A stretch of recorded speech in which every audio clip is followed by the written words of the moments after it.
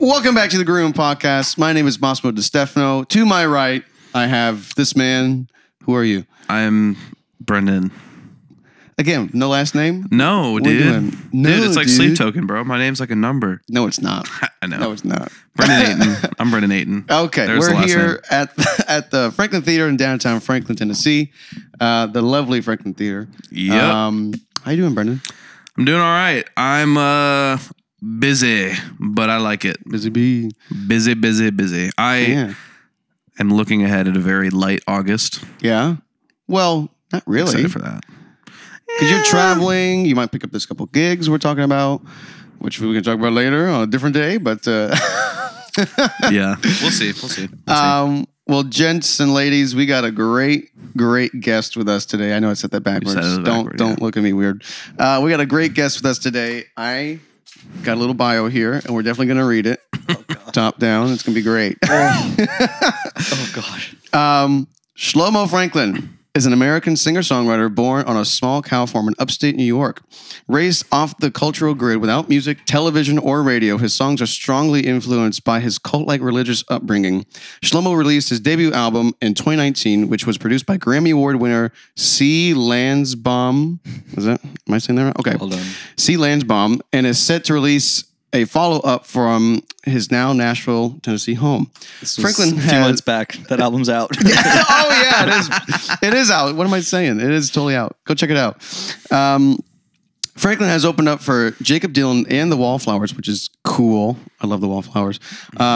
And shared festivals with the Newt Party and the Bones of Junior Jones. Cool name. His songs seem just as comfortable in front of a crowd of 2,000 as they are in a living room house concert. I can testify to that.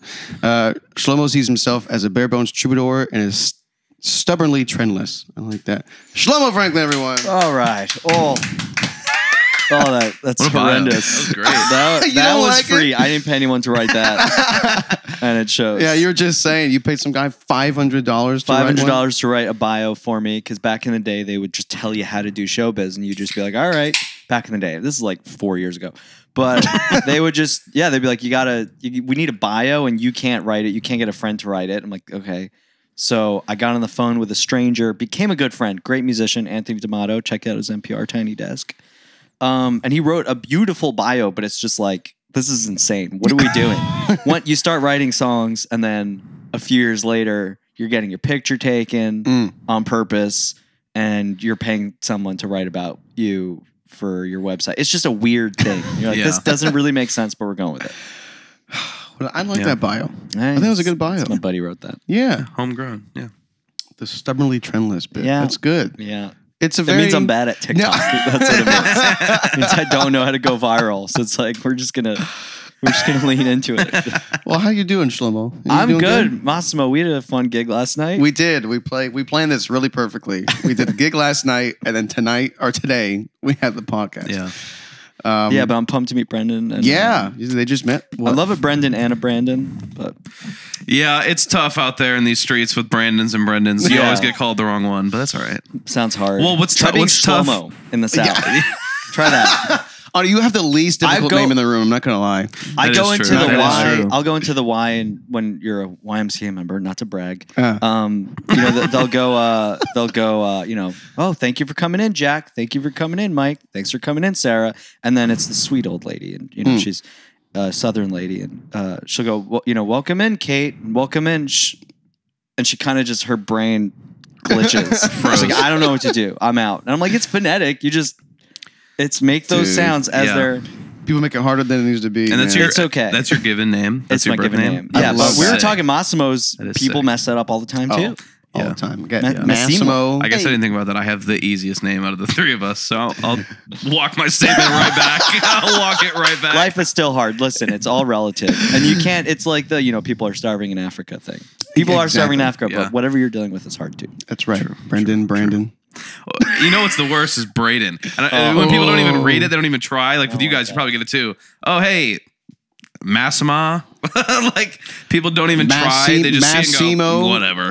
It's okay. I agree with both sides. It's like try to pronounce someone's name correctly, but if you mess it up, that's all right. It's just Especially if you don't know them, it's just like my name. Yeah. Well, What's the and problem? being graceful, it's like, hey, it's actually this. Don't be like, Yeah. whoa, bro. hey man. Like, I'm just telling you how to do it. Like Arthur the other night, I was like, dude, I got to tell you. It's Massimo. And then he said it wrong 3 more But times. he's French. Just to He everyone, is for the French. folks He out is there. French. He's French. They say How does he everything say it? wrong. How do you say But it? Have you he's right heard next French to people Italy. You talk? think he'd have known a Massimo before he got Yeah. here, which he probably did. He probably How did he say it? He said Massimo. Yeah. Oh, nice. That's the kind of I cool. love doing That's that. the French way. I love doing that. To Yeah. you pissed me put off. the doing that. emphasis Team on a Arthur different for this. syllable. Yeah. Anyway, let's get deep. We said we Let's would get talk deep. about all my childhood trauma. Yeah, I I guess we did say that. Yeah. Yeah. So you grew up in New York. I grew up in upstate New York. Yeah. What was that like with the cows and stuff? You talk about it at shows, and I love that you mentioned that because one, it differentiates you from a lot of guys. And some people, always talk about where they're from if they moved here, but cow farm, you don't hear that one too often. Yeah, you gotta give it over. I feel like people who come see you, they want to like, if they could walk away with having an idea of who you are, that's a good thing. I think it makes them more open to your songs. Yeah. Maybe they do have a better time. I don't know. I feel like it's easy to go on stage and just use the songs almost as like your wall. Yeah. And which is kind of cool too. You're like, okay, the songs speak for themselves, but I don't know. I like if someone walks away and they're like, all right, farm kid, Catskills, upstate New York vibe. Cool. I don't know. That's like, I feel like we've met each other or something. Yeah. Oh, I love that. Yeah, you got to come to see one of his shows. Yeah. I was gonna honestly go last night. Yeah, but where I had were you? My own show. Where You had a were show. Yeah, I had a show You last had a night. Cobra? I was at the Cobra. Yeah, last night. I was telling him about you guys. Yeah. I playing. do want to go though, and like the clips that I've seen of your show at the East Room, because I love the East Room. I love the It's East my Room too. favorite venue in town, So good. honestly. I didn't love it until our last Really? gig. I played there once. I opened for some friends, but I think if you get just enough people, you have to like almost fill it. I mean, there's like 300 cap, but if you get That's a 300 cap? it is 300 Oh cap. my They could gosh. pack them in. But if you get like 40 people in there, it feels like a show. But less than that, it's just a little too just Yeah. I don't know. I will say, because I'm in like a hardcore band. Yeah. Great room to mosh. Yes. Great room Yeah. to mosh. You mentioned moshing I do. at the show. Okay, my buddy Daryl Ron. Open this pit. Acoustic. This is my good friend Daryl Ron, he's opening up for Winnetka Bowling League right now on tour. But he's an amazing singer-songwriter. I love him. I admire him a ton. And I went to a show in Brooklyn a bit ago, and he did something. You know how whenever we play and the room isn't full, right in front of the stage is empty. Yeah. It's this great ocean. So The there's Nashville bubble, they call it. yeah, exactly. And to get people to come up, it's awkward. You can't be like, move up.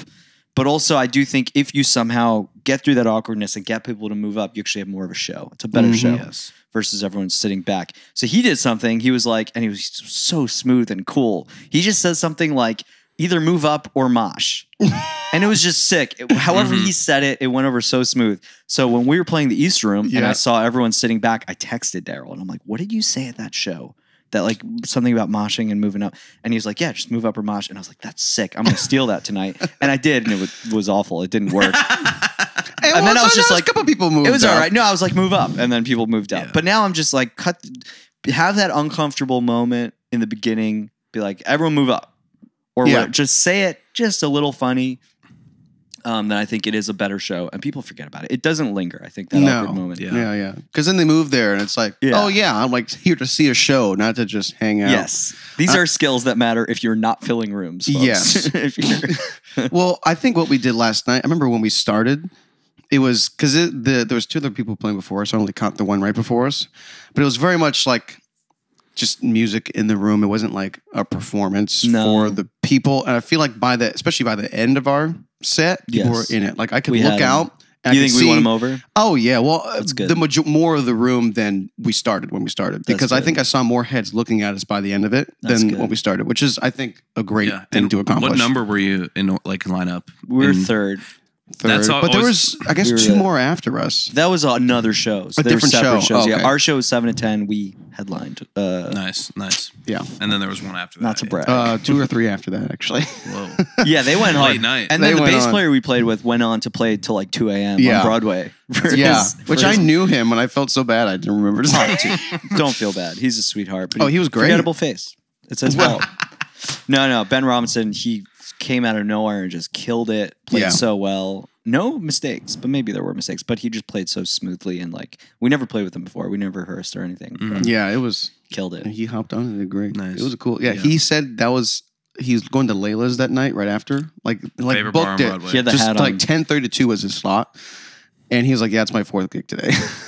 he's like, "Yeah, this month. This is my 30th gig this month." I'm Amazing. And yeah, like, that is awesome. the 23rd of the month. Yeah. He seems so present too. Like, and he kept apologizing that he couldn't hang after. He seems to be one of those guys that just shows up, is present, plays the music, loves it, and then just like keeps hanging out. and nails it too. Yeah. He was Oh no. for no rehearsal. He probably listened to the songs through his day while he was playing other music. Yeah, I liked how he that's- played with you. He Yeah, listened to you really well, obviously, and just grooved well. But yeah, so upstate New York, great place to grow up.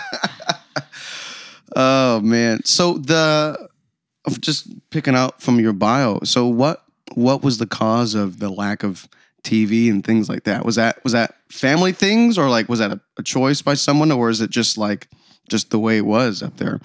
Yeah, well, it was mostly religious Okay. via my family's choices. But my folks, my parents were kind of like, just to simplify them, they were hippies in the 60s. My dad lived out in Montana, middle of the woods, no electricity, no running water. Wow.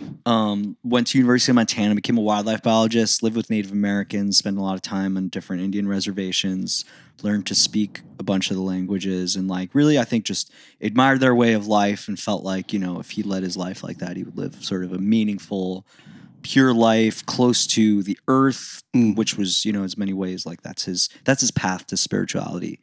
And my mother mirrored a lot of those values. But then through some turn of events, they both were like, they're ethnically Jewish, but they weren't religious. But then they became super religious in their 20s. They became super Orthodox religious, moved to New York, and sort of tried to like marry their two value systems and lifestyles. One is wildlife, nature, the outdoors, with like a very, very extreme Orthodox Hasidic Judaism. And in their minds, they are very much together. My dad, sort of conflates like his understanding of science and his pathway to God. But they live a very, very, it's almost like Amish. Like it's just very, very old fashioned. Are they still up there? They're still up there. Oh, okay. Yeah. They're going strong. But it's almost like, I grew up, no television, no outside music. Like I didn't know the Beatles were. Wow. Didn't know anything about television. Like I still haven't seen a Simpsons episode. Like there's You're still not missing out on much. Shut up. You're gonna lose so many viewers. I've heard good things. But I still keep because I didn't grow up with anything, I still am holding on to some things I get to look forward to. I love that. For long time it was Seinfeld. I was like, I know I'm going to love that show. Yep. New York, Jew, whatever. But I'm a big it's going to be Seinfeld great. fan, so- Yeah, it's gold. But I was like, I'm going to look forward to it. And then I finally watched it and it was great. What were your thoughts on Seinfeld? Oh, love it so much. Yeah, it's great. I want to become like autistically obsessed so I could quote every episode. I'm trying to get there. It's hard, but we'll get there. That's funny. But I love that. there's no television, no barely running water. If it was up to my dad, we would not have electricity. And it's funny because one of the log cabins, my childhood home, it was a log cabin that he built, and then it did burn down via an electrical fire. Wow. He was like, "You see?" See what I told you. Oh, electricity bad. Yeah, but Wow. yeah. So I grew up super religious. From the moment you wake up, it's all like you can't even take two steps without there being sort of religious ritual, and the idea is it's all encompassing.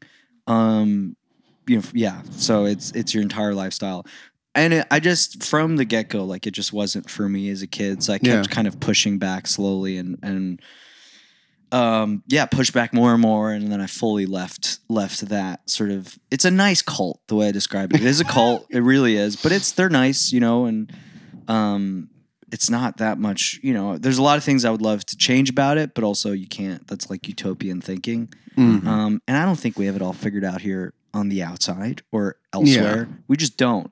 Life is hard. Life is confusing. Life is strange. So you just, you go for it and figure it out. I've found, and I'm still finding what works for me and what I believe.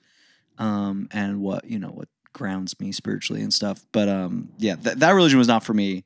But it was fun. It was fun leaving and discovering music in like a very, very naive, open way. I remember the first time I heard that how you grew up, I was like, man, that discovering then of, I'm sure your songwriting skills and music in general must have been insanely different from anyone else in town. I can't even imagine the first time you heard like, my first thought was like metal or something like that. I mean, heavy metal. Whoa! Seriously, like I was a teenager. I was angry. I was rebellious. I was pissed off. Like hearing Metallica was like the most sort of riveting, guttural, primal experience. And I became obsessed with Guns N' Roses. And like Slash was my guy.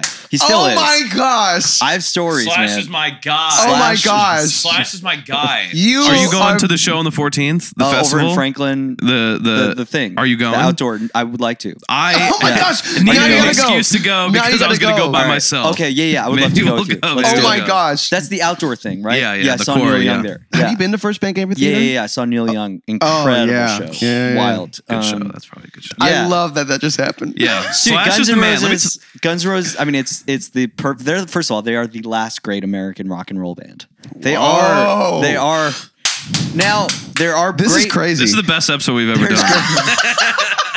There's great bands after them. Slash is the last like non-ironic guitar player. I would say he's the last. Wow. They're the last of the duo, the sort of flamboyant lead singer, flamboyant lead guitar player duo thing. The Keith Richards, Mick Jagger, the Steven Tyler, Joe Perry, Van Halen, yeah, Zeppelin. Like they are the last of that sort of iconic duo thing. He's got a point. The last guitar solos that just sort of work on their own pieces of music with kids trying to figure them out, like, and which is great. Like that did have to come to an end. We did need Nirvana and stuff to just like destroy that, play the anti-guitar solo. And now we're in this great time where like, I don't know, guitar is just another instrument and it doesn't have that kind of like God-like thing. Yeah, it doesn't have that like provocative strength. It's just like, oh yeah, this is an instrument and however it serves the music, which is cool.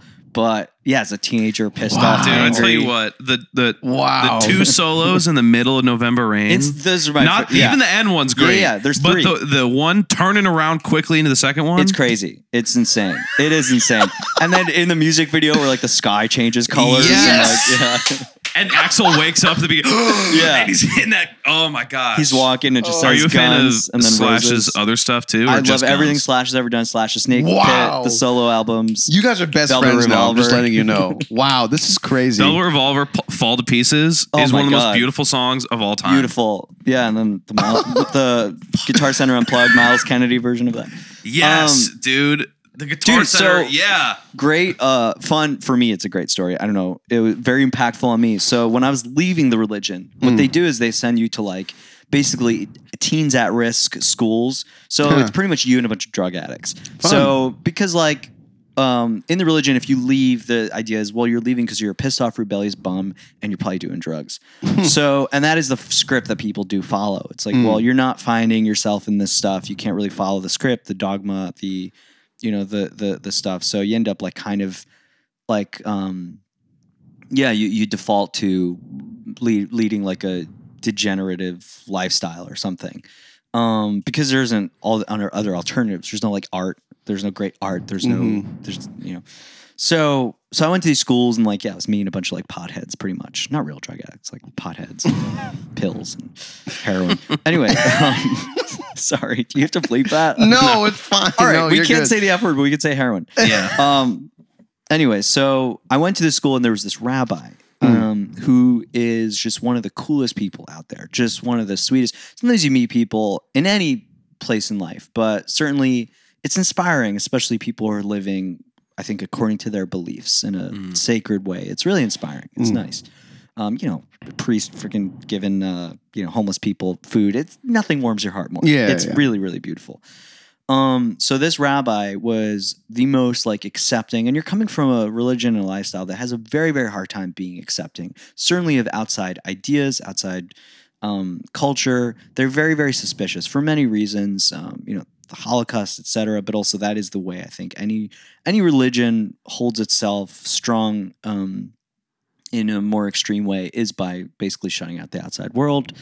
And again, kind of for good reason. Like when people talk about like sheltering their kids from all the outside, it's like you kind of should. Like you want to give your kid an iPhone? Like do you want your kid on the internet? No, that stuff is awful. But also, what are you going to do? And it's real life, so you have to find that balance of we'll expose them just enough so that they could deal with it.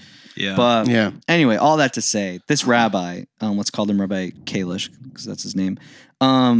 He was super like. He was the first like Orthodox religious rabbi that would accept,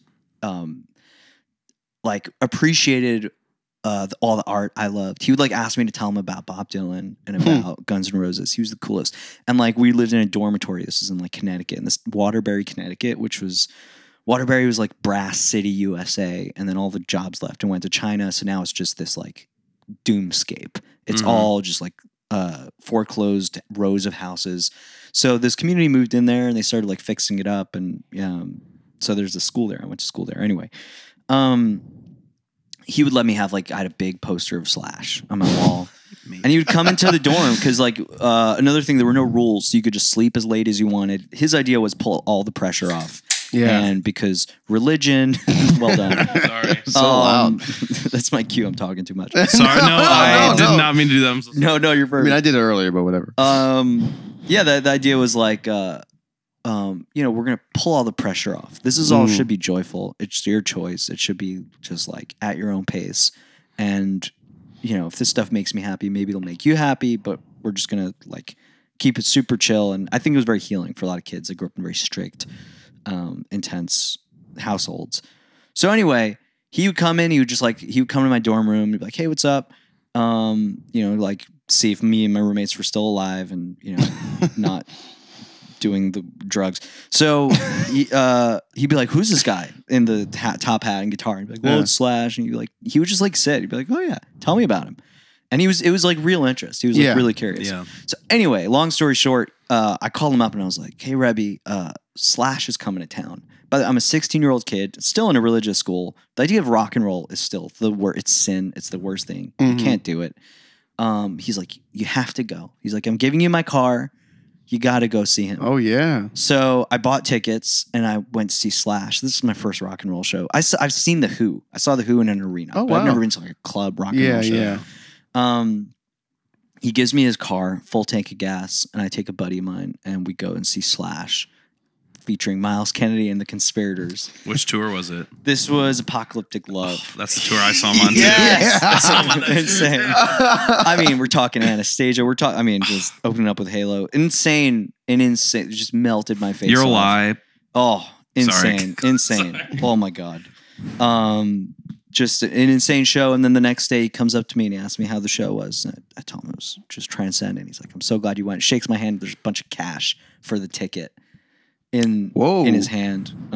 Just sweet as pie and very, very healing. Growing up in a lifestyle in a culture, religion that was very much like, this is all bad. This is sin. You're not allowed to listen to this stuff. It's the devil's music. Yeah. Him just accepting me and accepting it and being like, no, this is beautiful. This is exciting. This makes you happy and inspires you. This is good. Like that was super healing. Super cool. Yeah.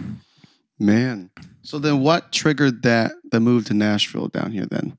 I was playing music. So I got into just like, songs are obviously a great way to deal with whatever your childhood was. For me, it was like my dad, God bless him, secretly showed me a bunch of Bob Dylan records. Yeah. And he was like, it was CDs in his car. We were driving to the sawmill. I was 9 years old. And he's like, don't tell your mother. Again, another great moment in my life of like, okay, this is cool. So he got me into Bob Dylan secretly, and I became just obsessed with like the guitar and songs. I was like, oh, you could kind of like, you could synthesize your life through these things, and it doesn't really have to make sense, but it does make the rest of your life make sense. Like it makes everything cool. So yeah, I became obsessed with songwriting and like, at first it was just like, I just want to write songs for me. I never thought of like the idea of performing them in front of anyone was like ludicrous. It was like, why would I do that? That seems insane. But then for some reason, the songwriting and singing them to yourself does lead you to want to share them, even if that makes you uncomfortable. You feel like you're bad at it. So I started running around New York playing shows. I was like 18, 19 years old. I got a crazy manager who's like, we had this weird thing going, and we were living in a cabin in upstate New York, and would run around at these bars, just playing to nobody.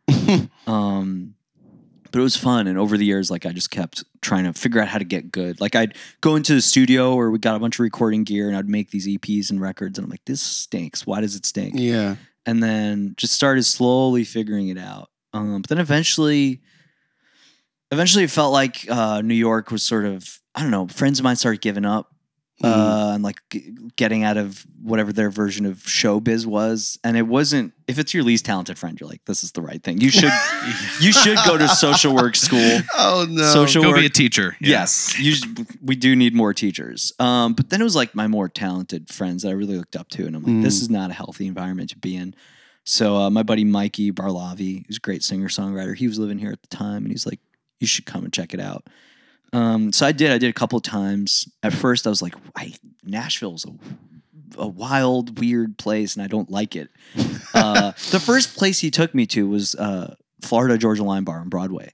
With no context. Wow. He didn't go like, hey, this is our Times Square. We'll do the touristy stuff. He was like, this is Nashville. And I was like, this isn't for me. Wow. This is What a place to awful. start. Not my vibe. Yeah, that is true. That's Times Square of Nashville. It is the Times Square, Broadway. which is great. And I'm glad it's there. It brings a lot of money and whatever. Touristy. They're having fun. Everyone's having a good time. But It's a tough first introduction. I was so naive. I was too idealistic, young and naive. I was like, they're dancing on the ghost of Johnny Cash. They're mocking Hank Williams. What is this? How old are you at this point? I was like 21, too old to be having such immature thoughts. But like, No. I was very much like, country music is sacred and holy, and you guys are ruining it, and you're just making money from it. And then I came back a few years later, and like, yeah, had a great time.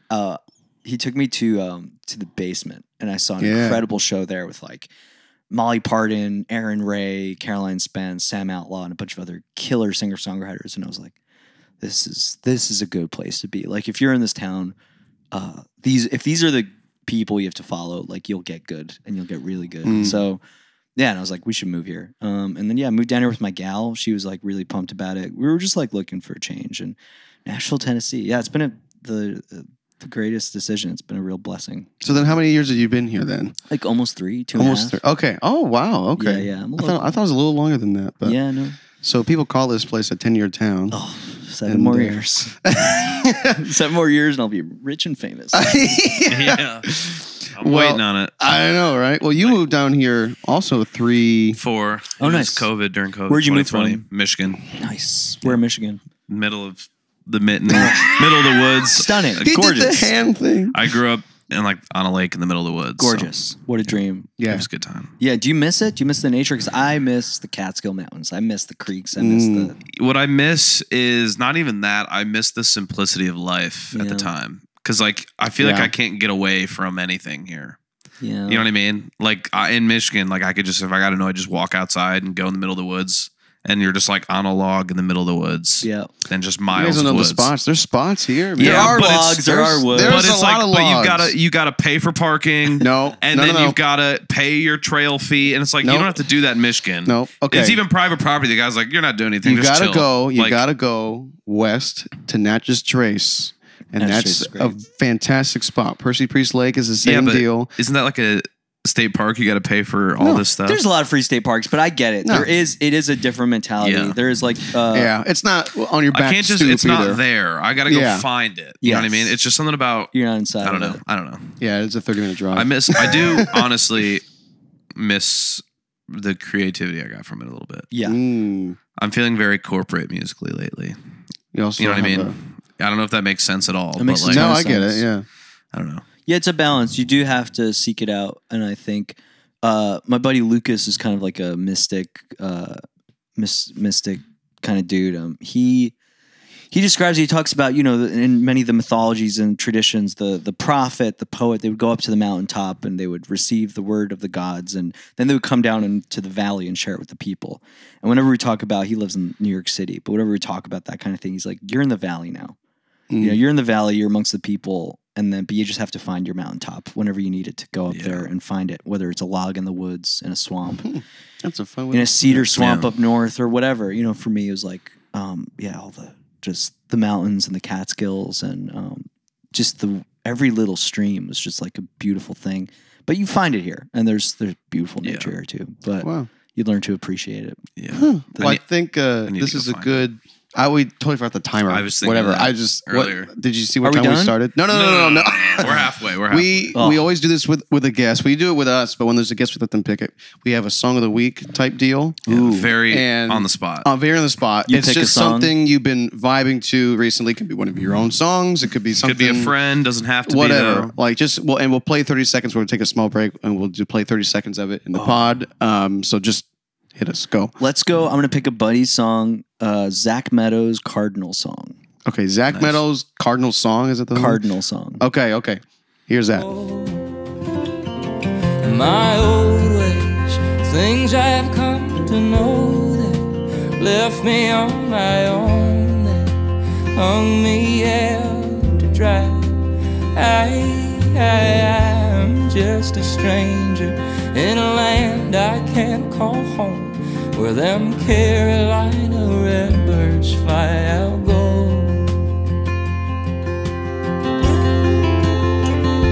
Well, I know. All right. Well, hope you guys enjoyed that song. What was his buddy's name again? I'm sorry. Zach Meadows. Yeah, he's the best. Zach Meadows, Yeah, okay. Floridian. We're actually playing. Floridian? We're playing at the East Room in late August. I was going to ask you if you're free for that gig, but we'll get into that another time. Maybe. I'm out of town for some of that week, so if it's not when Good I'm for out, you. I can do that. But yeah, he's a great musician and killer singer-songwriter, and he's going to be famous. I love awesome. it. Well, that's a good Oh yeah, good person to be stuck to then. he should be. Man, well, Came to our gig last night. Very sweet. Just a big Oh, fat, yeah. big fat sweetheart. I wanted to get into a little bit of your songwriting process because I know it's different for everyone, and given your background, I'm sure it's quite different. Maybe I could be wrong, but so when do you sit down to write, or do you even sit down to like write a song? And like what's kind of your thought process that goes through it, or is it just kind of a spur of the moment kind of thing that happens? Well, when I was a kid, I would when I first discovered rock and roll, I would just like think of like an Ozzy Osbourne song and like think of the rhyme schemes and then try to like copy that. But it always felt very, very like crafty and not like artistic. I didn't get much out of it except like I felt like I was like deciphering how to write a song. Now I just write. I don't think about it ever. Yeah. I know that's not helpful to anyone. I don't think about songwriting, and I just write wherever. But yeah, anything comes to your head. I like writing songs at once, like together. I'm not good at like crafting them piece by piece. I just like a song when it comes out however it comes out as it is. Those are to me my favorites. Those are ones that like live longest in my spirit. Yeah. But Yeah. I think that's actually important though, because you say it's not helpful. I think it actually is very helpful because I think you don't want to put pressure on yourself to write because then you're going to make stuff you're maybe not the most happy with. Right. And it's like actually just letting it be natural. It might almost be more easing, like ease your mind on just the thought of songwriting. If you're a new songwriter or something, you know what I mean? Like the thought of, I gotta write a song. Like it'll let it be, and it can come to you. You'll have Let it be. You'll have tried it. someone should use that in a song. Yeah, Has that been we done? should make a song with that, man. I grew up under a rock. I don't know. Has that been done? Yeah, I think you're right. Like I do see. I don't know. I think people get in their way of like they want everything to be perfect, and then you lose those nuggets of just fun, of interesting, and like I don't know. I think my strength is just my songs feel natural and honest, and they roll off my tongue. I think that's cool. I don't think I need to be the most like clever, meticulous, crafted songwriter. Same way that I'm not a skilled singer. I think I just like sing the songs and like I mean them, and that's that. But everybody finds what works for them. I think people are too self-critical because if you're criticizing your work as it's coming out, you're killing that flow. You're killing that, whatever you want to call it, the muse, the creativity, the strike of genius. You're ruining that. You're getting in the way, and then it's gone, and it's kind of gone forever, or you have to pray that it comes back. But so I like just not judging my songs and just like, here it is. And I don't care. I love my bad songs. Like I love a song as it comes out. And then you criticize it later. You could be all like, all right, this is garbage, or this is pretty cool. Yeah. I don't know if I could ever maybe someone. Maybe I don't know them yet, but I don't know if I can hear anyone else doing your stuff. To be honest, it works like the songwriting style and your performance. I love how you are on stage. Honestly, I love how you are on stage too. It's like I don't know. It's funny, and you thank the audience a lot. That's not good. That needs to stop. I think it's great. That's an insecurity. I think it's like great. Filling time. I got to limit that to like 3 times. Or something. I think it's great. Thank you. I think you saying your name a ton of times and thanking them for being there is not a bad thing. All right. It gets it in their head. Hey, I'm this guy. You're the best for being in the room right now. Yeah, well, I mean, it does come from, sincere gratitude. Yeah. Obviously, until you're famous, I do think the exchange is a little bit more equal. You're taking from the audience as much as you're giving them, if that makes sense. I don't know if I worded that properly. When you're successful, you're giving the audience a lot. You're giving them a show. It's this big feeling of everyone's in it. There's lights. There's great sound. There's songs that people know already. And that's why people pay $80, $100 or more to see a band that that they know. But when they're paying $10 to see someone that's their friend or that, or they happens to be on the same bill as someone else. Yeah, it's like, so you're asking a lot of them. So I do feel that awkwardness and gratitude, but it's a little bit of like a nervous tick. I gotta find other stuff to say except thank you for coming. Thank you for coming. Man, this weather, huh?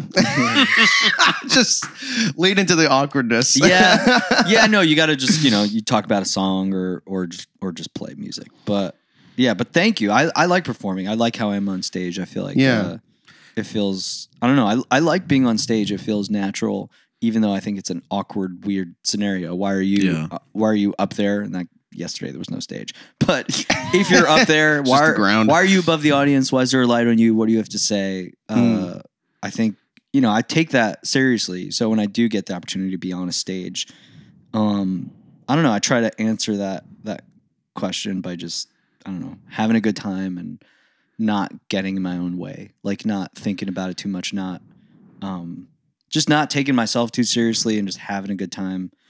I don't know. I don't know if that makes any sense. No, that makes sense. Does. I got a question for you when it comes to the lives, and I'm just curious to see your opinion on this kind of thing, given like the natural upbringing of your stuff. Like live, what is your opinion and thought on like tracks and click and that kind of stuff? I know you maybe don't use it now, but like, do you think that, and we talk about this a lot on the show actually, is like tracks, drum samples, amp modelers, like that whole conversation. But like this, I'm curious to see your opinion on that. You know what I mean? Just all right. If I was like 19, I'd be like, that stuff's garbage. That was me until like 2 years ago. It's not creativity. But yeah, I think a more mature outlook is like, if it's an extension of the art, great. Yeah. If it isn't, maybe rethink what you're doing. But yeah, if it's an extension of the art, it's so fun. Yeah, I think some people, I'm sure you see people in town that use tracks. You're like, this just feels, you don't feel a person's soul and spirit. Some people do. This makes perfect sense. And, but I don't know. I mean, this is very much in your, do you like playing with tracks? I don't know if like is the right word. I play at the only time I really truly use tracks consistently is when I play at churches on Sunday mornings, which I do for a few churches around town, and I usually don't turn them up that loud. That's because cool. I have the click pretty loud. That's what because if I don't pay attention to it, it's like, because I'll listen to someone else because I want to hear everyone else play. Yeah. The tracks, that's the predictableness, unless it's like very track heavy, which I also don't like. It's like, put some BGVs in there, maybe a pad and one weird guitar. Like don't make it super sparse. Some aux percussion maybe. Right. Because I'm there to listen to the guys I'm playing with and play with them, not a recording. Yeah. Right. So it's hard. And if you don't use it sparingly and to supplement rather than to be the show, it's like, I don't know. It's like we'll start using them for our next show. Situations are situational. Go away, Brendan. It's my favorite saying. He says that, and I used to be like, yeah, sure. It's true. Situations are situational. But now I don't like it. What's interesting, I do think, because I hear him a lot all the time at my metal shows and stuff. Tracks? Which is weird. Really? Heavy metal started out very much the anti whatever. Yeah. It's just like this is real. Yeah, I just didn't realize that. There's like, a lot the of level. bands in town that like It's different. all their guitars and tracks and everything's just one left right that they give to front of house. Wow. Including their playing. They go in through amp sims and just give them a left right. Yeah, Wow. yeah. Wow, I didn't realize that. Hey man, if it's good, it's good. If it's not, it's That's a very fair point. Yeah, I one thing that I really think is important for that, like in between songs, track can be cool. Like for transitions, I don't know. It's been on my mind lately a lot. The tracks, like integrating tracks. Would you into actually live. use clicking tracks though? No, never. Yeah, I think your music needs to breathe a little bit I think more. it'd be bad. Yeah. It just wouldn't be good. It sometimes some things do come down to it would stink. Yeah. You know. But yeah, anyone that it serves their music, I think it's cool. You know, I don't know how much weight there is to back in the day. Things were very much like, you know, you want to do it live. You want to do it to tape. You want a very, very real performance. And I very much came up in that philosophy and believe that deeply. But then you do hear stuff that moves you deeply and is none of those things. It's done in the box. Like electric guitar, I was always like, what tube amp are we using? And now it's like, well, you could just go straight into the plugins and we get a really cool sound. And again, my first gut instinct is like, that's fake. I would never do that. But then you hear something and you're like, this moves me deeply, and it is still through the fake amp. So I don't know. I mean, the human spirit is able to transcend these things, and you know, if there's a core of creativity or whatever, or of magic, then it'll come through no matter what. It'll come through the tracks. It'll come through the. I like that. Yeah, I was fortunate enough to drum and produce on a record. He got to play on it and engineer as well a couple of years ago. Hannah Jane, if you guys remember her, she was on the podcast to promo the said album, and it was my first time really producing ever. And I threw together the band, and my goal with this, she wanted, the way she put the vibe of the record was like beach indie girl. That was like the words she said. I was like, okay, done. We can do it. And I was like, okay, I know we can accomplish this sound that she wants with our references and everything, getting full band takes. Right. I was like, wow. It's to me, and now, I mean, this is a couple years ago. Now I might have done it a little different, but in that moment, I was like, it's a goal, a small goal for me personally, to get this done with the guys in the room at once and make sure if it feels good there, everything else you do after that will be easier to me, and it's just, to me, that's the way to do it. Yeah. And that's my preferred way to produce and to play and to record, is with the guys in the same room getting it. Yeah. Right? It's the most fun. It really is. Yeah. The song feels alive. Yeah. It's nice to have that as the core. Like, the way I've been making records is like, I just put out a record called Most People Are Lonely. Check it out. And we did it live to tape, just bass, drums, and myself, acoustic guitar, vocal. And then we overdubbed some lap steel. We overdubbed some BBs. And that's a nice like kind of balance of like, we'll get the core thing, the magic, in the room together to tape, and then the other stuff we'll sort of just be inspired by. Yeah, and I can tell that's how you guys did it, like on the record. It feels good. It's gotta feel fun. Yeah, yeah. Those songs, if they were like overdubbed and very meticulous, I think it would. I don't know how much value they would have. I really don't think they would be all that good. But you've got. Remember you saying, I think at the first show we did, something about you have all this music and you just haven't like put it out. So is there other stuff you have in the back burner? I feel like everyone has a lot, you know, especially in this town. Everyone's like working on the next thing. I have a couple of records that I just need to full records. Yeah. Oh, but, you know, but they'll be brand new once they're done. You know? Like that's how I feel. Yeah. But we're getting them across the finish line. Just like, need some backup vocals, need to be mixed and mastered. And those are the hardest parts. Getting a band in the room and getting that core thing is like, you know, that's a day. But then finding the time and to like overdub and mix and vocals, like how much do you want to add to this? Do you want to keep it super sparse? Do you want to layer it? But yeah, I'm excited. I don't want to put out too much that, you know, the few friends and folks that I'm grateful have found my music. Like I don't want to overwhelm them with a new record every 3 months. So yeah. gotta separate it. It's a great record.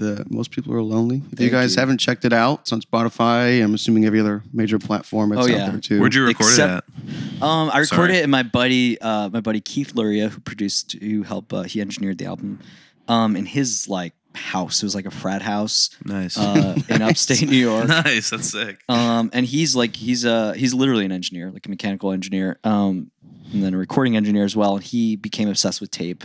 And he got an old Tascam. He got an old reel. And yeah, we just bought a bunch of tape and went for it. That's great. He converted his whole like living room into like soundproofed it. And we would literally like between takes, like the bros would be in there just playing video games. And then we're like, all right, stop. And then we do another take. I love that. That's funny. That's sick. Yeah, but I think it sounds good. And like, again, when you're recording to tape is very forgiving. It'll, it's supposed to be flawed. So, but yeah, I love playing these songs with you. Yeah. Yeah, likewise. In our rehearsal the other night, just Feed the Fire was like, oh, so good. Just the groove you bought. And like, thank you. That's a fun one. And then we played it live and somebody played a really bad note when the song started. So then it sucked. That was not good at all. Somebody. Not going to name names. No one in this room. But it really wasn't anyone in this room. No. Oh man, it's so funny. I love when people mess up music. I think it's hilarious. It reminds you that it's live, kids. It does. Yeah. If you don't screw up once in a while, come on. Want that adrenaline? I was telling Chris last night. I think right Chris before Bauer, pedal steel player. Yeah, great pedal steel player. I didn't realize how much work he does as pedal steel. I would have thought because he's older. I would have thought he just fills in once in a while. But it seems like he's like working. Like he's working. He runs. He has so much energy. Yeah, and he parties. Like he could stay out late. I'm like I gotta go. My cat. My bedtime. But like he's like he'll play till he's whenever. Great. Yeah, he's a beautiful man. But I was telling him, I don't know how we got on the topic, but I was like, if you don't screw up once in a while, it's like, where's that adrenaline kick of like, oh crap, I gotta like, yeah, it brings you. It does make. I need that little again. kick sometimes to like, oh yeah, I'm playing a show. Gosh, sometimes whatever day you've had, it's like you get to the challenge. show. Yeah, it's this like is you the gotta challenge get in of that our headspace. lifetime. You gotta get in that headspace. Yeah. When you're just, when no phones exist and you're on a log in the swamp, you're present. You can't help it. A log in the swamp. The great challenge of our lifetime is trying to be present and get off the phone and unplug and be present. It's becoming increasingly difficult, and I don't know. I agree. Do you still abide by any of these things that you used to not have? Like, do you have a TV now? Or I do have a TV. Whoa. No, not at all. And I love culture. I love art. I love movies. Yeah. It was very much like from a defensive place of like movies are just lewd. There's no value, and there was never an acknowledgement of like the beauty and magic and frankly like the sacredness of a beautiful film. Like when art is great, it's sacred. And if you believe in God, or if you believe whatever your path to to your spirituality is, I do think that's very much. Art is very much tied into that, and music is very sacred, and art is sacred. So, I love movies, but I do still. I think you could waste your life watching television. You could waste. Now it's like scrolling on the internet. Like you are wasting time, and it's okay to waste some time. You can't be on it all the time. That's insane. But I do think it is the challenge of our lifetimes to figure out how to use these things and not have them use us. That's a good way to put it. Oh, what are we doing? Oh, do you want to do what's the other segment?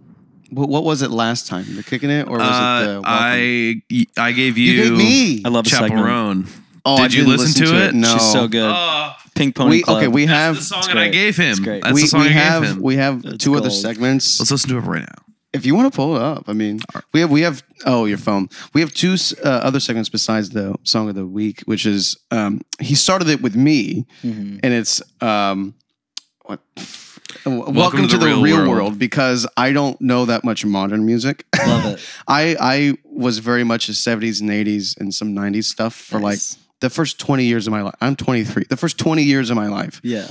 And change plus some. And so the past, I don't know, 2 years or so, it's been a world of new music that has came out from 2000 till now. Like it's important. Yeah. It is. It's important. It's totally changed my perception of recording, how I play drums. how I talk about music. I used to hate any kind of tuning. I used to hate any sampling and triggering of drums. Not that I'm insanely fond of them. Yeah, but you're more open. It's like, you have, if that's what more... it needs, then sure, you know. Yeah. And I like your I'll say reluctant acceptance. I'm the same way. Yeah. It's Yeah. you're serving the song. Yes, exactly. If Whatever it serves the song, then. But if it doesn't, Shmoney. again, if it's supplemental, then I'm here for it. But If it's situational. the situation. So we have that segment, and he gave me Chaperone last Great. week, and then And the he other didn't one listen is to it. I didn't listen to. Well, I totally just didn't think about it. We'll blast it after this. Yeah. We'll blast it. Yeah. Yeah. We'll talk about it after. Yeah, Chaperone seems special. I mean, she seems like a hard worker. She's been doing it for a long time. She doesn't feel like just a product of the industry, a soulless Correct. product of the industry that they could sell us. She I seems agree. like she's a real deal. She's got a voice. She's writing songs. She feels like a little bit more of like maybe a present and inspired like Lady Gaga, maybe a little bit of what Yes, Lady Gaga I was agree. back in the that day. flair, that she has. A little bit, and she's clearly moving people. Yeah, my girlfriend loves her. Oh yeah. So does mine. Yeah, You yeah. guys So gonna I'm go trying see to be her? open. I'm not gonna Tickets see sold her. out immediately. I don't know if you got Good tickets for Bots her. took them already, all. No, I don't want to see her. Actually, I don't know why I'm thinking of I want to this. see Slash. Yeah. I saw Neil Young. Yeah. I saw Bob Dylan this year at the Brooklyn Bowl. It was insane. I was like Wow. right up on the stage, 15 feet from the man. I haven't been to Brooklyn Bowl. Is it a good? Me neither. That's great. It's a good spot. Yeah. My buddies in Pine Grove played there. They did 2 nights, and like I You saw, know Pine Grove? everyone knows Pine Grove. I don't know They're Pine men Grove. of the I don't know Pine people. Grove. They're men of the people. Come out. They're so good, Mosmo. You need to listen. Yeah, Evan's a dear friend, but so when they came, he put me. He's like, I'm putting you on the list for both nights. I'm like, that's a bit presumptuous. One night's enough. But I did go both nights, and they were incredible shows. Yeah, Brooklyn Bowl's cool. Yeah, I gotta go. I don't know why I'm thinking of this question, but what do you think of John Mayer? I just want to know. Honestly, okay, I have become like almost like disgustingly I love everyone. And I'm done. I'm trying to be done being cynical. Okay. It's silly. It's not good for you. Okay. It corrodes your inner joy. So I love all art. C. Lansbaum, who's in my bio there, he's a lovely man, produced my first record, and he's just a dear friend and mentor. He's older. He's in his 60s, and he's been doing it a while, and I've never heard him speak ill of another musician ever. Like, anyway, you bring up Coldplay, you bring up anyone. He's only like, oh, that's interesting. And sometimes he'll be quiet. I've never heard him say a bad word about another musician. And I think except.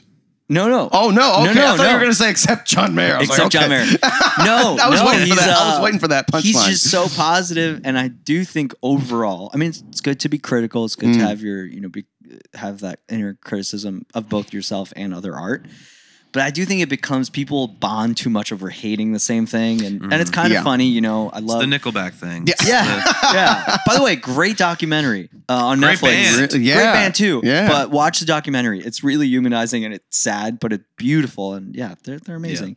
I don't know. I just like maybe that just stopped serving me. Maybe I think there's a certain age where it's just good to hate everything. But you can't make that a permanent part of your personality. So yeah, John Mayer, incredible. He's been like a He's a pop star guitar player. He's a pop star guitar virtuoso. It's insane. At the very least, he's wildly unique. Yes. Do his songs all speak to me very deeply? Not at all. But I love some of them. I love Stop This Train. I love Slow Dancing in a Burning Room. The new records are interesting. I really like that New Light. It's like a New Light song. It's a great song. Some cool samples on that. It's a really fun pop song. I love that he's been on tour with the Dead and doing that. I mean, he's a fascinating character. He's a fascinating guitar player, and he's both the elder statesman bluesman of our time, and he's on like Bieber records, and so he's very, very fascinating. Not totally my thing. I'm not a ride or die John Mayer guy, but like, you know what I just thought of? He in a way is like Sting in Follow Me. Don't look at me like that. Follow me. I like John Mayer, but I don't know where this is going. Follow me. Sting was in the Police, and that was his gig for. I don't even think he was in there for 10 years. I think they broke up. Wow, are they one of those? I think they got I love together. When a band They did Guns. like In and Out, Guns N' Roses too. Yeah, Yeah. than, It was really only 8 the years of the Beatles, full Sting. lineup. I think it was the first record 77 or 78 was when it came out, and they were together till the mid 80s. And wow, I think they all were like, I think we've done everything we want to do with the Police. great. And that's totally cool. And then I was actually I don't know why. I was watching Sting at Live Aid from '85. Oh, and yeah, it was incredible. He was doing Roxanne. Yes, It was just him on electric and a alto, or not even, maybe what's the other saxophone? The Soprano. smaller one. Soprano, like the little skinny guy. Yeah. Kenny G, Kenny G probably. looking, yeah. And it was just Roxanne like that. And Wow. the one thing I've always admired about Sting is that he didn't, as much as some guys always like for Journey, they're a rock band, they do that stuff, that's their sound.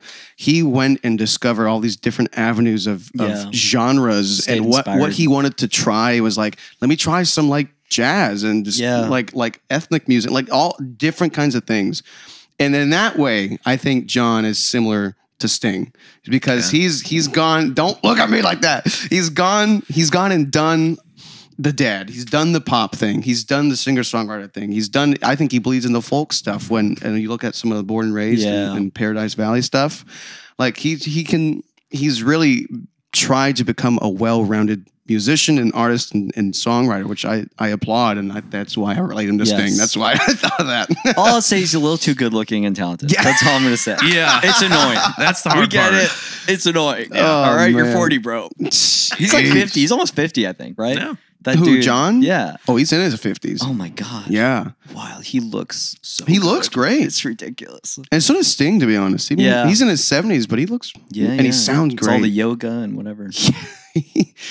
I don't know. That just came to my mind. I was That's like, great. Because I don't know. I think of, because John's songs do hit me a lot. I love his that. songwriting. And I don't know. love I that. found a piece of that in your stuff as well. Just the way It's it, an honor. yeah. Just, Okay, I don't new know. rule. If What? anyone asks someone about a musician, you have to first say, I'm a massive fan. Yeah. Yeah. Just because what if I just like, If you, What if I was yeah. so waiting on I you. was Like, waiting for you to he's say the it. John worst, Mayer I hate him. sucks. I was no waiting for that redeemable too. qualities. which would have been okay. This would come between us. No. I prompted it with just, what are your thoughts? Yeah. So that was on me if you said, nah, he's awful. I was prepared He's the for it. greatest. He really is. He is. He's on any. I like him on that new Zach Bryan song. Yeah, we whatever were it's just called. talking about that. Zach Bryan. If there was an artist that you would want to play with, who would it be? Write a song with, play with, who would it be? Like to open for, I would go Lumineers because Good choice. That would be a great. they're super successful Yeah. and they seem like they just have a great crowd and they've put out just consistently great records. I've loved everything they've done, and yeah, I feel like their audience would maybe appreciate a sliver of their audience would appreciate what I do. I think. Who Jordan would like record something with? John Mayer would be sick. Yeah. Man, I'd love to get Slash on record. There was this era where Slash was just on everyone's record. Yes, very It was true. it was like a meme almost before the ages of memes. Like it would be like featuring Slash. I literally, Everyone. we talked about this on Monday in the other episode. Kick It Up a Notch with Phineas and Ferb featuring Slash is one of the best Slash songs Was that out there. Was like a joke on like It's from the Phineas and Ferb movie. It's That's like the song hilarious. for the movie is Phineas and Ferb and Slash. Yeah. And it is so good. Yeah, that'd be Like fun. the key changes and the solo rips. It's right after Apocalyptic I can't say that word ever. Say it. Apocalyptic Love. Apocalyptic Love. I wore the There. heck out of that CD in high school. yeah. It was, It was the background on my laptop for like 4 years I love straight. that. Yeah. Yeah. Right Oh my after God. that, he did the movie. And so it's like that vibe of him, it's like, I think Prime Slash is right after the first cover album, Yeah. the one with Fergie, Yeah. up until Adam Levine. The World on Fire. Good song, Ghost. Oh my Yes. God. It's the nerdiest podcast. I know, I'm I know. sorry. I'm just So letting you two sorry, go. guys. That's Until the totally end fine. of World on So Fire. I sorry. think that's Prime Time Slash. Is Yeah, that I mean, 2012 to 2015? I saw Guns N' Roses play our soccer stadium here in Nashville, Gadias Park, and is that how you say it? Think so? Geodis. Godias? Anyway, No. saw Guns and they were talk about a band that's like present and grateful, Yeah. and he was Slash was just on fire. Axl was great. Axl was on fire. Dude, he was people so present. give him such a hard I don't time know, on the man. internet. I No, might no, have to stop this- you there. I get I've all seen the criticism. a lot of videos. Don't watch those videos. There were some rough eras. There's moments. But where he's at now, I love, nothing warms my heart more than a classic artist that's been around a long time and is in a place of gratitude in their older age. Yes. Nothing cooler. And the flip side is like, I'll play these hits, but really want to play the new album that no one likes and isn't as good as all of our other stuff. Nothing worse than an artist that isn't grateful for whatever success they've been lucky enough to have. But they were just in such a place, and they played the new stuff. Like, there's new Guns N' Roses songs. There's a couple new songs, yeah. It's quite bad. But It's not. I love Guns, but it's not. it's awful. That's funny. It's not appetite. genuinely terrible. But yeah, they just seem to be in a place of such gratitude. Same with like the Neil Young show I saw here in Franklin. Like, he played Heart of Gold solo, and it was just like, oh my God. There's something, yeah, it warms your heart. It warms your heart. What other segments do you guys have on the show? That's mostly Honestly, really it. I love a segment. I wish I listened to that song because then we could talk about it. The only other segments we really do from time to time is like we go over like best vocalists, best singers. We'll do yeah, like it's drummers, pros and like- cons. You know, I'm so stuff bad like at that. I don't hear vocalists as the quality of the. Like, I don't just great singers. Clearly, don't talk to me. I think that's clear. Check out my new record. Yeah, like the great, you know, the belting and some of this is amazing. But I love like I was just watching this Frank Sinatra. He's doing one for my baby, one for the road. Great and he's song. smoking a cigarette on stage, and it's a single camera shot, black and white, close up. You could kind of see the piano player behind him, just barely.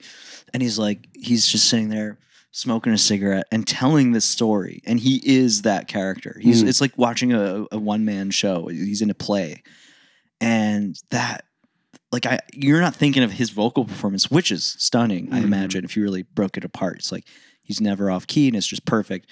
But he's just telling the story and he's becoming this character. And it's like, there's nothing cooler than that. Yeah. There's something about that era, the crooner kind of music. That's nothing today, at least to me, is like that anymore, you know? No, they really sat inside and believed it in a way that, like, I think the smarter we become, the more like we understand these things, the harder it is to, you know, like guitar players, like your stories, the Beatles, they used to like get on a bus, go across town to learn like the B7 chord. So when they played that chord, it's like it meant something. Yep. Yeah. And now it's like your guitar lights up and it shows you how to do it, which is cool. It's cool, you know. I love it, but you do lose a little bit of that magic of like, everything meant so much. You know, you could write a song called "Let It Be" and it just had all this weight, and now it's like that's been done. Yeah, man. So you got to write, you know, you got to write songs, you know, like whatever John Mayer's doing. That's right. Yeah. I love that. I love that you said New Light was a favorite. I love that. It's great. It's a so banger. good. It is It's a so banger. good. It is a banger. It's cool and it's, you know, it doesn't take itself too seriously and it's just fun. In a new light. The pushing 40 in the friend zone is like a silly line. Dude. Like, Yeah. be in the, by the way, friend zone, highly recommend. Friend zone is a beautiful, what's wrong with the friend zone? I love, first of all, John Mayer, you stay hear in the this? friend zone. You know, let's keep this appropriate. But like, I don't know where that started. That was like a 2000s thing. Like she's putting in, it's like, you have a friend who likes you. That's beautiful. Yeah. That's She great. likes you as a person. Yay. What's wrong with that, you psycho? Yeah. I can get behind that. Yeah. Man, Shlomo, this has been so much fun. Thank you, Thank you so much Thank for you, coming man. down Thank you, here. Brandon. Yeah. Appreciate it. We always try to let our guests at the end of the podcast promote whatever they want or leave something for our viewers and listeners. So this is your time to promote any music, anything you're doing, whatever you got. Go nuts. Come see me at the East Room sometime late in August. I think August 24th or something like that. But yeah, my new record, Most People Are Lonely. There's 24 songs on it. I hope you like some of them. Yeah, I have a podcast I put out every week called The Shlomo Franklin Show because I couldn't think of a better name. Yeah, check out this podcast. It's good. Yeah, that's it. Yeah, my album, my podcast. You're on the road too, right? I'm on the road. Yeah, I'll be in New York soon. Probably by the time this came out, we'll be back home. But yeah, if you are somewhere, I will come to wherever you are. I want to tour the world. So we're getting there. We'll start with Michigan, Wisconsin. Love it. Some Florida. Great. Where are you playing some in New Michigan, Orleans. No, not yet. That'll be cool. Man, well, what are the socials? What do you want people? Well, how can people follow you? Instagram, yeah, Shlomo Franklin. That's spelled Franklin. Like the Franklin Theater. Yeah. We should. SHLMO. We got to get you here. Yeah. We were just saying downstairs is like because he had never seen the stage before. He was like, it's so great much spot. easier to play a beautiful big theater than like whatever we did last night. That was tough, but it was great. You played beautifully. Oh, I You played really worse. great. Oh, hey, likewise. Yes. Thank you for having me. Looking forward to many, many more. Can't wait. All right. Well, this has been the Green Room Podcast. You can follow us at Podcast at Green Room, YouTube, Instagram, Spotify, all that jazz. Look out next week. We have another guest as well. Yes, super promoting excited for that. a really cool show that's gonna be here at the Franklin Theater. Yeah. That me and Brendan would be playing on. Nice. It'll be fun. Yeah, look forward. I'm actually looking forward to the next week. It's gonna be good. I don't know who it's a lady. I've never met her, so it'll be good. Yeah. You can follow me, Massimo D Music, on Instagram, all the other platforms. Massimo DiStefano on YouTube. I just showed Brendan the rough cut of new video coming out, so maybe in a week or so that'll be out. I don't know, but maybe a couple weeks. It's got some work to go. It's gonna come out. Brendan, what you got? Beat8 on Instagram, More Weight Band. We probably played our last show potentially for the whole year because we want to start writing and recording and get back in the zone. We're all kind of Done playing. Done with this music. Wanting to play some new music. So that was quick. Yeah. So look out for that. And I'm still doing my cover record thing, and I'm talking about still trying to figure it out. Find I can't wait till we're in the throes of that, and then we can talk. I know. During. I'm excited. Well, all right. Shlomo, thank you again. Thank you guys. Thank you guys for watching, listening, and we'll catch you next time. Peace. Ciao.